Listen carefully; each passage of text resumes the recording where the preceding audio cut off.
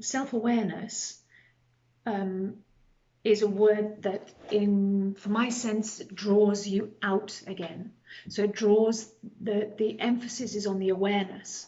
And it's for me a word that draws me out to look out, okay, myself being aware.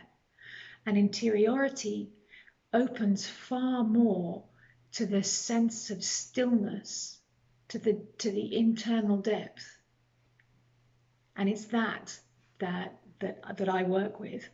And so that's the word I prefer. It captures more closely the space that I'm looking to work in with people. The first point I would make is that it cannot happen alone in groups. It's got to be something that the individual is also working with. So although there could be capacity for an introduction of an experience of interiority, I would say it wouldn't be anything more than an experience, and that actually engaging with interiority and learning that practice is something that is an individual practice.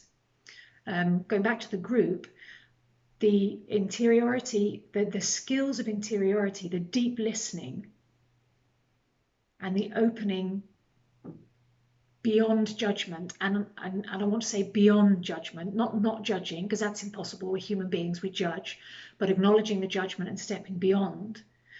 Those are skills that once you start practicing them for yourself, you can start practicing them in a group setting. So not even a group setting, on a one-to-one setting.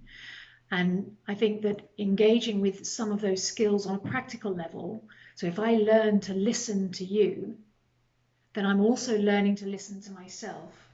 Now, I believe that the depth comes from learning to listen to myself more deeply, means I can listen to you more deeply. So I think that direction is important. But the initial skills of learning to listen and learning to expand your acknowledgement of what you're experiencing can happen in a group. I also think it's very, very useful to see how other people work with these skills, because everyone's so different in them. And when you see what others experience and how they respond, then it creates more generosity for yourself, for what you're experiencing and how you're responding. And with more generosity comes greater acceptance. It's difficult to be compassionate if we really don't understand. It takes huge maturity to say, look, I really don't understand, and that's okay. Usually we have to understand.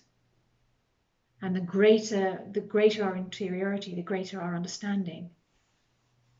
You know, if I can understand my own palette of emotional responses, if I can understand my joy and my happiness and my ecstasies, and I can understand my anger and my fury and my jealousy, then I can understand your anger and your jealousy and your fury and give it a place, a true place, rather than a place that sort of allows it to become a monster in its own right.